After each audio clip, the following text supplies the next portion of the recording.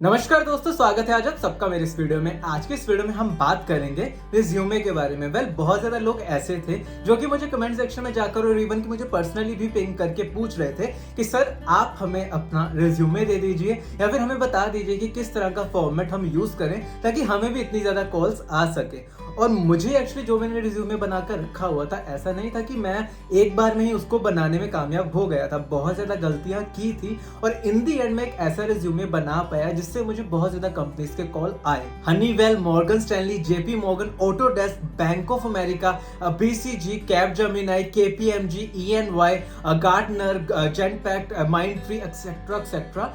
बहुत ही ज्यादा कंपनीज के मुझे इंटरव्यूज कॉल आए थे और वो सिर्फ इसी रिज्यूमे की बदौलत थे। ये मेरा रिज्यूमे था जो कि मैं हर एक कंपनी में भेजता था। इससे पहले मैंने एक ट्रिक फॉलो की हुई थी, यानी कि इस रिज्यूमे तक पहुंचने से पहले मैंने एक ऐसा रिज्यूमे बनाकर रखा था जिसमें मैंने एक्स्ट्रा डिटेल्स बहुत ही ज्यादा मेंशन की हुई थी। वो होता है ना कि कई बार आप एक ऐसा रिज्यूमे बनाकर रख लेते हो जिसमें आप एक्स्ट्रा बहुत ज्यादा चीजें ऐड कर लेते हो, ताकि अगर आपको कल को किसी पर्टिकुलर जॉब के लिए अप्लाई करना हो तब उसकी जॉब डिस्क्रिप्शन देखने के बाद वही सब चीजें ऐड कर लो अपने रिज्यूमे में, ताकि आपके शॉर्टलिस्ट होने के चांसेस ज्यादा बढ़ जाएं। तो यही चीजें मैं पहले फॉलो किया करता था, लेकिन इस बार मैंने सिर्फ और सिर्फ एक रिज्यूमे बनाया और उसको सारी की सारी कंपनीज में फॉरवर्ड कर दिया। जिस भी जॉब डिस्क्रिप्शन के लिए मैं अप्लाई कर रहा था या फिर जिस भी जॉब के लिए मैं अप्लाई कर रहा था, मैं उसके लिए सिर्फ एक ही रिज्यूमे भेज रहा था। अब बात करते हैं इस रिज्यूमे के बारे में कि क्या क्या चीजें हैं जो कि आपको ध्यान देने की जरूरत होंगी जब भी आप किसी भी जॉब के लिए अप्लाई कर रहे हो। सबसे पहली चीज, जैसे कि आप इस रिज्यूमे में भी देख पा रहे हैं, सबसे पहली चीज होता है आपका नाम और उसके बाद आपकी डिटेल्स। इसमें आपको ज्यादा डिटेल्स बताने की जरूरत नहीं होती। अपना नाम बताइए, अपनी डेजिग्नेशन बताइए और उसके बाद आपका थोड़ा बहुत रोल बता सकते हैं। फिर उसके बाद आपको अपना एड्रेस या फिर अपना मेलिंग एड्रेस या फिर अपना नंबर, ये सब चीजें मेंशन करने की जरूरत होती है। कोई भी एक्स्ट्रा डिटेल यहाँ पे मेंशन मत कीजिएगा। जितनी भी मैंने यहाँ पे मेंशन की हैं वही सब चीजें सफिशिएंट होती हैं। देन उसके बाद बात करते हैं स्किल्स की। वेल, अगर आप ये स्किल देखोगे तो मैंने टू द पॉइंट वहां पे स्किल मेंशन किए हुए हैं कि पाइथन आती है, जेंगो आता है, ऑटोमेशन की हुई एक्सेट्रा एक्सेट्रा। जो भी मेरे स्किल सेट उस टाइम पे थे मैंने वो सारे के सारे यहाँ पे मेंशन कर दिए। जो भी आपके स्किल सेट हो एक दो वर्ड के, आप उनको यहाँ पे मेंशन कीजिए, क्योंकि जब भी कोई एचआर भी आपका रिज्यूमे देखता है ना, तो वो सबसे पहले आपके स्किल्स पर ही जाकर फोकस करता है।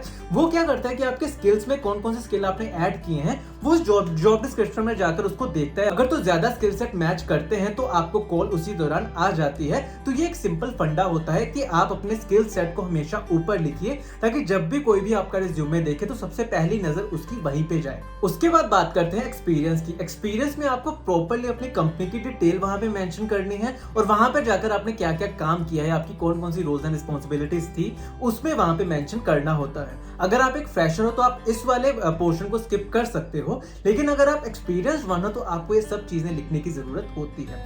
तो जिस तरह से मैंने सबसे पहले तो एक कंपनी का नाम मेंशन किया है, उसके बाद मेरा वहां पे रोल क्या था, उसके बाद मैंने कब से लेके कब तक उस कंपनी में काम किया है और वो कंपनी कहाँ की थी। ये 4 डिटेल्स आपको शो करने की जरूरत होती है जब भी आप कभी भी अपने एक्सपीरियंस के बारे में लिखो।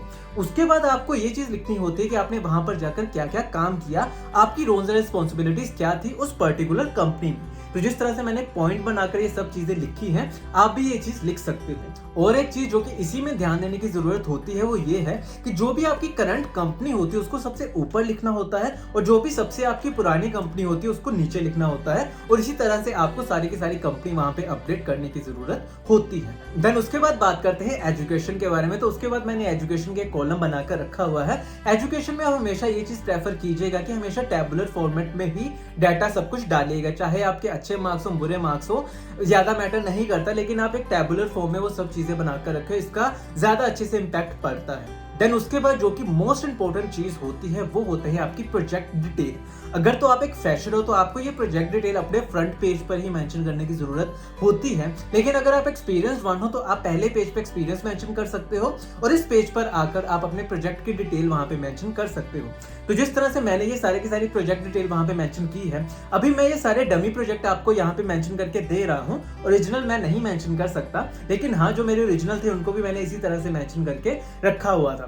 तो सबसे पहले तो आपको उनका नाम देने की जरूरत होती है। देन उसके बाद उसी से रिलेटेड एक डिस्क्रिप्शन देने की जरूरत होती है कि वो प्रोजेक्ट एक्चुअली किसके बेसिस पे था। थोड़ी बहुत आपको उसकी डिटेल देने की जरूरत होती है। देन उसके बाद टीम साइज क्या था आपका, उसमें रोल क्या था, कौन कौन सी टेक्नोलॉजीज को आपने यूज किया था और आपकी वहां पर जाकर रिस्पॉन्सिबिलिटीज कौन सी थी। ये सारे के सारे कॉलम आपको वहां पे बनाने की जरूरत होती है। प्रॉपर पॉइंट्स बनाकर वहां पर आप ये चीज लिख सकते हैं। जिस भी तरह से मैंने यहाँ पे रिप्रेजेंट किया है, आप भी अपने रिज्यूमे में इसी तरह से रिप्रेजेंट कर सकते हैं। इससे क्या होता है कि जब भी कोई एचआर इन सब चीजों को देखता है तो वो काफी ज्यादा इंप्रेस हो जाता है, और यहाँ पर भी जब भी उसको जरूरत होती है, अगर वो जॉब डिस्क्रिप्शन से ये सब चीजों को मैच करना चाहे तो उसको आपका प्रॉपर पैराग्राफ पढ़ने की जरूरत नहीं होती। प्रॉपरली वो ये सब पॉइंट्स को देख लेता है और उसको लगता है कि अगर आपकी प्रोफाइल इस जॉब डिस्क्रिप्शन के लिए सुटेबल है तो उसी दौरान आपको कॉल आने के चांसेस बढ़ जाते हैं। तो यही ट्रिक मैंने भी उस टाइम पे फॉलो की थी। मैंने वहां पे role, technology, responsibilities, team size और डिस्क्रिप्शन मेंशन कर दिया था, और आपको भी यही चीज कहूंगा कि आप भी ये सब चीजों के बारे में वहीं पे मेंशन कर सकते हैं। इसमें ध्यान देने वाली बात ये होती है कि जब भी आप अपना कोई प्रोजेक्ट सबसे ऊपर मेंशन करें तो वहां पे सिर्फ वही प्रोजेक्ट मेंशन किया कीजिए जो कि आपको लगता हो कि अगर उसमें से कोई भी क्वेश्चन पूछ लिया जा सकता है ना, तो आप उसको टैकल आसानी से कर सको।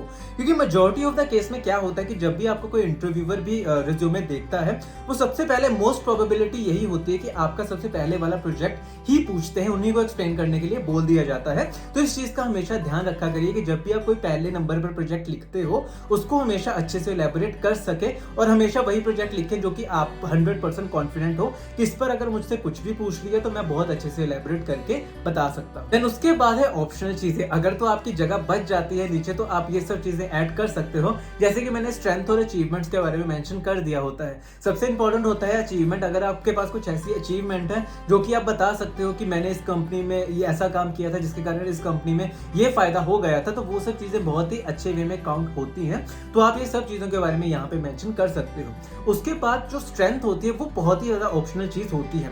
अगर आपके पास जगह बच जाती है तभी इन स्ट्रेंथ को मेंशन कीजिएगा, लेकिन अगर आपके पास जगह बिल्कुल भी नहीं होती तो स्ट्रेंथ को मेंशन करने की जरूरत नहीं है। तो ये मेरा सारा का सारा रिज्यूमे था जो कि मैं अलग अलग कंपनीज में भेजता था, और मुझे बहुत ज्यादा कंपनी से कॉल आ जाती थी। जैसे कि आपने अगर मेरी इंटरव्यू सीरीज देखी हो तो आपको पता ही होगा कि मैंने किस किस कंपनी में इंटरव्यू दिए थे, कैसी कैसी कंपनी से कॉल्स आ जाते थे।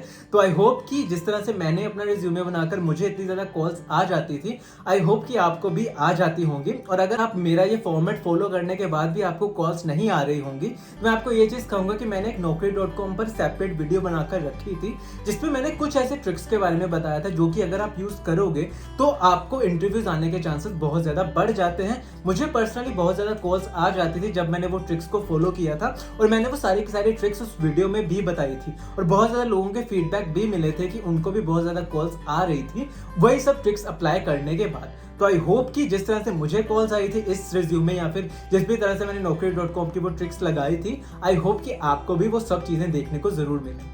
तो इसी के साथ आज के लिए बस इतना ही। अगर ये वीडियो आपको अच्छी और इन्फॉर्मेटिव लगी हो तो इस वीडियो को लाइक और शेयर करना बिल्कुल भी मत भूलिएगा। इसी के साथ मेरे चैनल को जरूर सब्सक्राइब कीजिएगा ताकि मैं ऐसी ही वीडियोस आप तक और भी लेके आ सकूं। धन्यवाद।